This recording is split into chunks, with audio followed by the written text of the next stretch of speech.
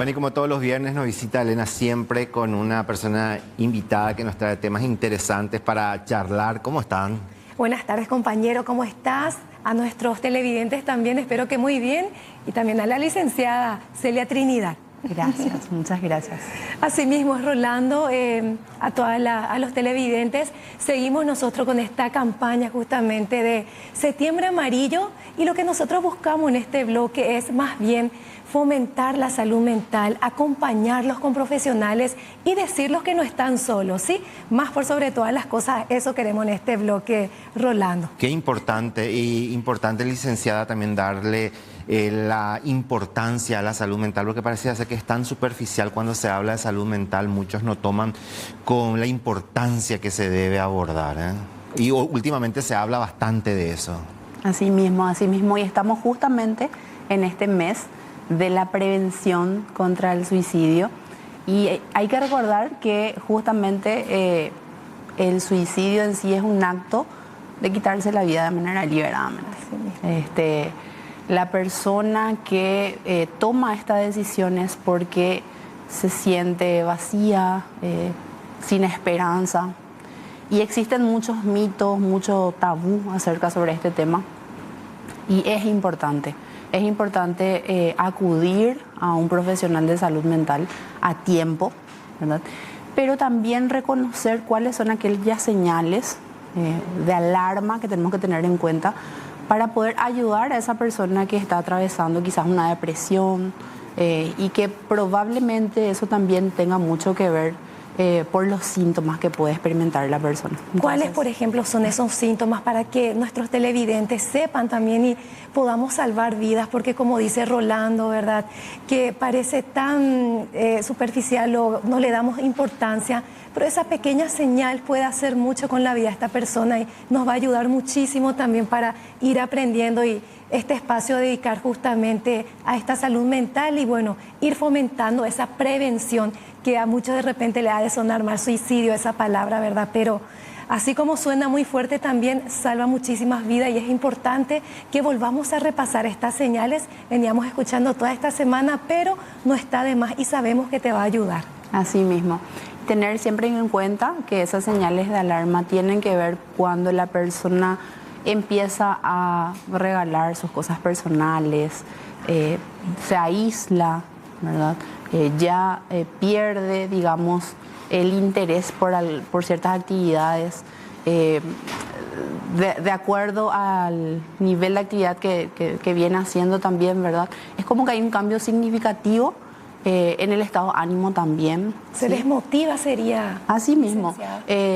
Hay un estado de ánimo bajo, ¿sí? Hay mucha desesperanza, mucho dolor también, pero muchas veces es difícil identificar porque la persona no habla. Entonces nosotros no podemos adivinar de por ahí que esa persona está atravesando una situación así. Entonces por eso es importante hablar y hacer prevención y tener mucha atención justamente en esas señales de alarma, ¿verdad?, como ya mencioné. Y existen factores, ¿verdad?, que influyen en la toma de decisión. Existen los factores biológicos, los psicológicos, ¿verdad?, los familiares, los económicos también, por supuesto. Los económicos en estos tiempos también, licenciada, porque uno cuando lee justamente algunos informes, algunos datos, de hecho tenemos unos datos que van del 2013 a esta parte 2024, donde los índices de suicidios, ¿verdad?, la evolución que fue 2013, 322 suicidios más o menos, y hoy al 2024, 664 casos, y entre ellos también está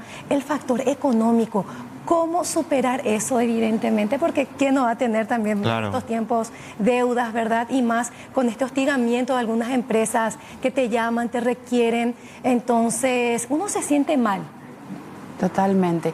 Y entre ellos, cabe destacar justamente el factor económico, también están aquellas situaciones que se pueden generar que uno de por ahí muchas veces no tiene el control, ¿verdad? Duelo, ¿verdad?, pérdida de un trabajo, ruptura a una relación, ¿verdad? Son situaciones detonantes que muchas veces hace que la persona, y encima no tiene recursos emocionales, no acuda a terapia, no hay una red de apoyo, que es muy importante en estos casos, entonces toma esta drástica decisión. A mí me preocupa mucho, licenciada, esa población o esa franja etaria infanto-juvenil que se ve mucho últimamente.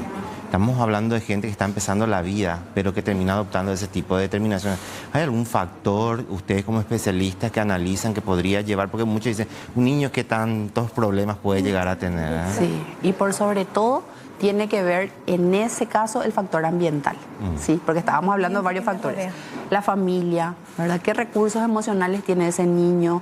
Está mucho tiempo solo, la contención, también en el ámbito escolar, ¿verdad? Tiene amigos, ese apoyo psicológico, emocional es demasiado importante. Y sí, existen también casos, lastimosamente, en donde niños o adolescentes toman esta decisión. Y los datos y las cifras son alarmantes, ¿verdad? ¿Y qué podemos hacer para que nosotros los padres muchas veces llegamos cansados del trabajo, del día a día, y sabemos también que un descuido nuestro, sin querer también muchas veces, cómo nosotros podemos hacer que ellos se nos expresen y poder sacar? Muchas veces los chicos son cerrados y los adolescentes. ¿Qué consejo nos das para que nosotros podamos detectar ese estado de aislamiento, o si está sufriendo un bullying de repente también? Totalmente. ¿Cómo puedo saber, licenciado? Totalmente. Primeramente, siempre se habla de que hay que fortalecer los vínculos, y no hablamos de horas de pasar, muchas veces por un tema de trabajo, no estamos con nuestros hijos, sino el tiempo de calidad, ¿verdad? Fortalecer los vínculos, ¿verdad?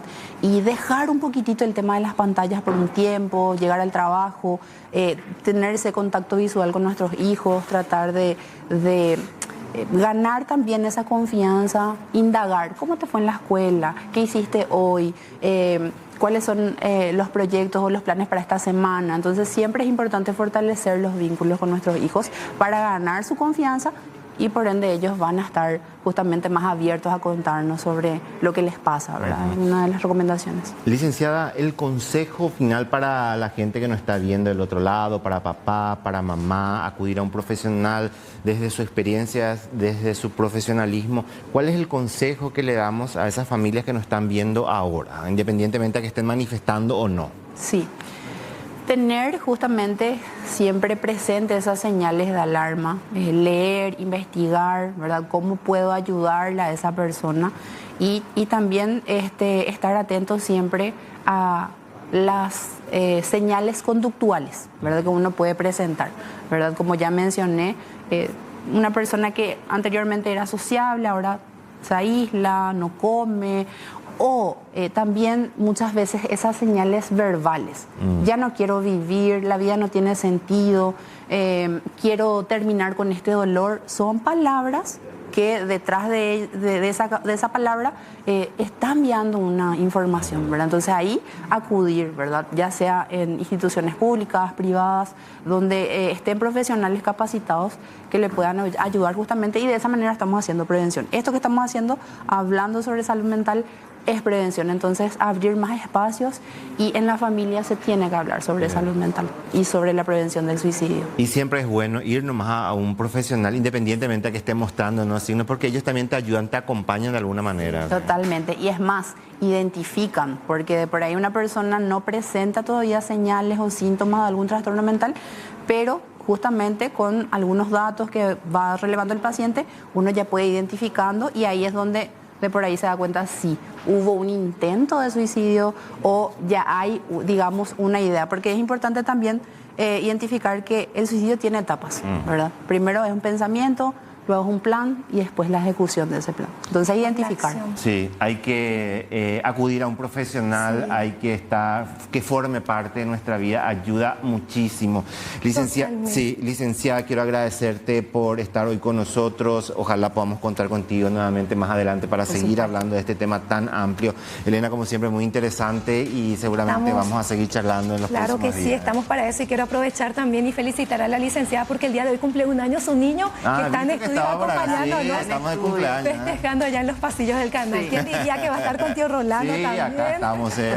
Un periodista también, gran periodista. Gracias. Gracias por estar con nosotros. Gracias, compañero, Elena. gracias. Nosotros tenemos más tarde noticias.